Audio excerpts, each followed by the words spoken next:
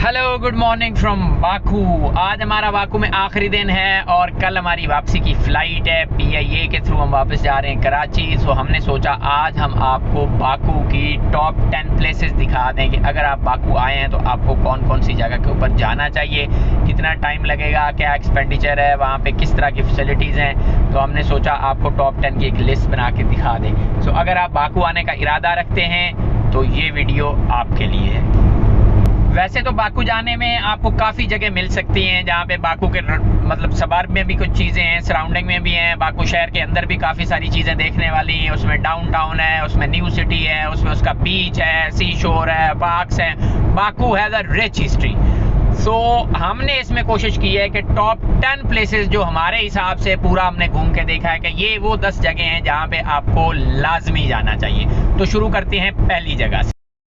दुनिया के हर शहर की कोई ना कोई बिल्डिंग उसकी पहचान होती है। जैसे लाहौर का शाही किला है, बादशाही मस्जिद है, इसी तरह से टोरंटो का CN टावर है, दिल्ली का दिल्ली गेट है, कराची का मज़ार कायद है।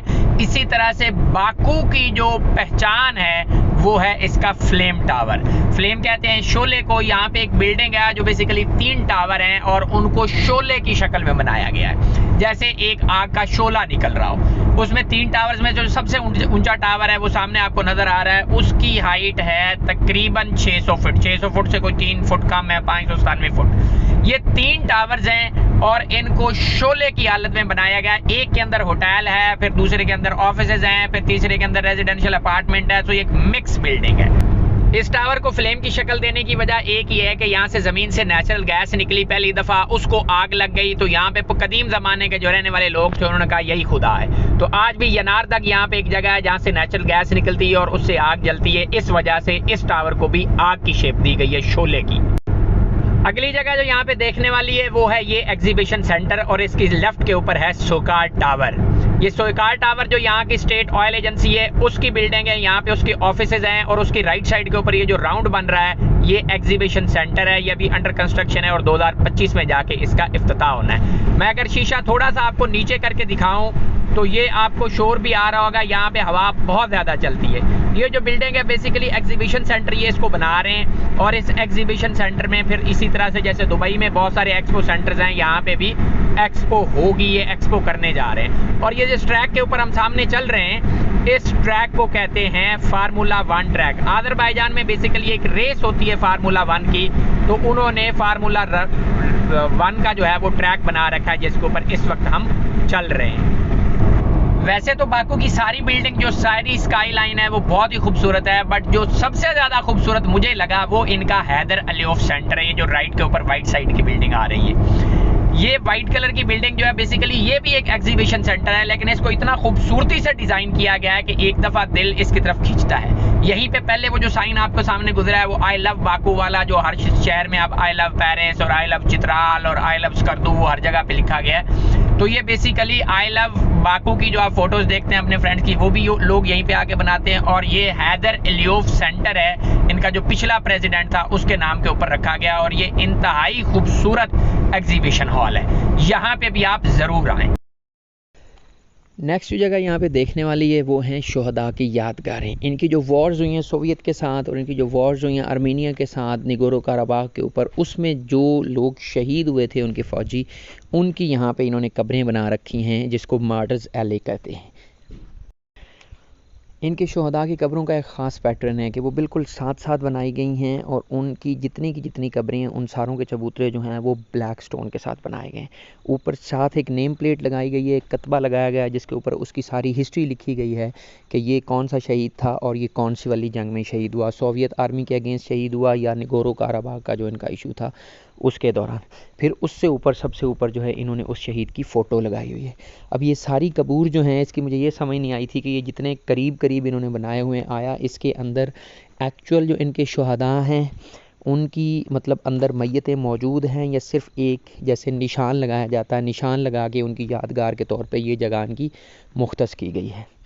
ये सारे जितने के जितने ऊपर फ़ोटोज़ लगे हुए हैं इसमें औरतें भी शामिल हैं, इसमें मर्द भी शामिल हैं। और ये जो मार्टर्स एले है इसके अंदर सारी जितने भी इनके शुहदा हैं, जैसे हमारा कश्मीर का एक तनाज़ा चल रहा है इंडिया के साथ, इसी तरह का इनका एक तनाज़ा है विद आर्मीनिया कॉल्ड निगोरो काराबाग। ये उनके शुहदा की कब्र भी यहीं पे बनाई गई। अगली जगह जो यहाँ पे देखने वाली है वो बिल्कुल इन कबूर के आप समझे एडजेसेंट ही है, और उसको कहते हैं अपलैंड पार्क। ये जो अपलैंड पार्क है, इससे आप एक किस्म का पैनोरामिक व्यू ले सकते हैं पूरे सिटी का। आपको सामने कैस्पियन सी भी नज़र आता है, पीछे आप देखें तो फ्लेम टावर भी आपको नज़र आता है, ओपेरा हाउस भी नज़र आता है, और नया और पुराना सिटी मिला के नज़र आता है। अपलैंड पार्क के साथ ही बिल्कुल ऊपर जो है वो आप समझें कि हाईलैंड पार्क शुरू हो जाता है। ये एक दूसरे के एडजेसेंट हैं, आप एक से गुजर के दूसरे में चले जाते हैं। इसका जो व्यू है वो अपलैंड पार्क से आप समझिए ज़्यादा अच्छा है। यहीं से आपको बाकू आई नज़र आती है, यहीं से आपको जो उनका एग्जीबिशन सेंटर है वो नज़र आता है, यहीं से उनका जो एक मैरीना क्लब है वो नज़र आ रहा होता है, और फिर राइट पे आप देखते जाएं आपको फ्लेम टावर्स नज़र आएगा, और जो कैस्पियन सी है वो ज़्यादा ब्रॉडर पिक्चर उसकी जो है पैनोरामिक व्यू यहाँ से ज़्यादा अच्छा आता है। ये पीछे जो आपको नज़र आ रहा है ये एग्जीबिशन सेंटर है, और उसके पीछे फिर डाउनटाउन है, और फिर नया जो स्काई लाइन है इसकी सारे बाकू की वो आपको नज़र आ रही होगी। और इस साइड पे डेफिनेटली फिर ये जो है ये इसका आइकॉनिक फ्लेम टावर है। हर शहर की एक पहचान होती है, और बाकू की जो पहचान है ये पीछे CN टावर जैसे टोरंटो का है, इसी तरह का इनका टीवी का टावर लगा हुआ है। यहाँ की जो पहचान है वो फ्लेम टावर है। तो यहाँ से आपको शहर का एक 360 डिग्री व्यू नज़र आता है।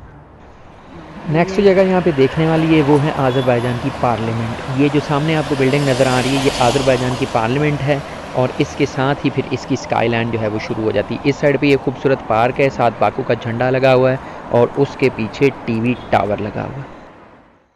टॉप 10 की इस लिस्ट में अगला नंबर है मेडन टावर का। मेडन टावर जो है ये डाउनटाउन में वाक़ है, और ये मजूसियों की पुरानी इबादत गाह हुआ करता था किसी वक्त में। टॉप 10 की इस लिस्ट में जो आखिरी दो जगह हैं वो शहर से निकल के तकरीबन कोई 1 घंटे की मुसाफत पे बाहर आती हैं। पहली जो जगह है इसको कहते हैं आतिशगाह बाकू। ये हिंदुओं, सिखों और आतिश परस्तों की मुश्तरका इबादत गाह हुआ करती थी, जो कई 100 साल पुरानी है। और टॉप 10 की इस लिस्ट में जो आखिरी जगह है बाकू में देखने वाली वो है यनारदग। ये तकरीबन 1 घंटे की मुसाफत से मेन टाउन से बाहर आके आता है गांव की तरफ अगर आप जाएं तो। इसका नाम है यनारदग। यहाँ पे बुनियादी तौर पे नेचुरल गैस है जो ज़मीन के अंदर से निकल रही है, और वो कुदरती तौर पे कई सालों से उसको आग लगी, और लोग ये आग देखने आते हैं $2 की फ़ीस भर के। ये था हमारा आज का व्लॉग, जिसमें हमने आपको बताया कि अगर आप बाकू आए हैं तो आपको कौन सी ऐसी टॉप 10 प्लेसेस हैं जहाँ पे मस्ट जाना चाहिए, those are must visit places. उम्मीद है आपको पसंद आया होगा। If you have like the video then do press the like button and do not forget to subscribe.